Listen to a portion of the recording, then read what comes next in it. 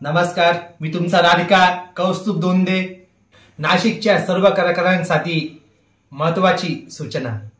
बाहेरचे लोक नाशिकमध्ये येऊन त्यांना चांगली टोपी लावतात. ते कलाकार पण काही विचार न करता स्वतःच्या बँकेचे पैसे, पेन्शनचे पैसे, भाजीपाला विकून साचवलेले पैसे अशा ढोंगी चोरांना जमा करतात की आम्हाला पण चांगल्या फिल्म मध्ये काम द्या.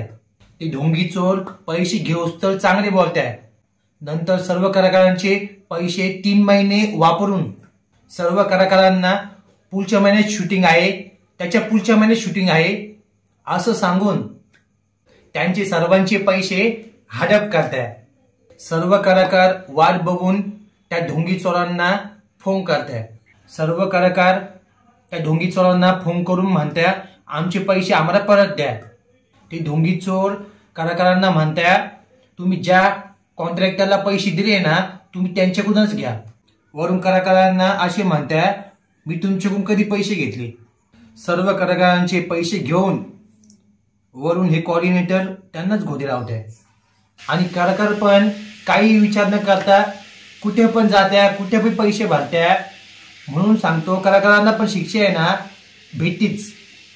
काही उद्योग न करता कलाकारांनी चांगल्या लोकांमध्ये काम करा, चांगल्या ठिकाणी शूटिंगला जा.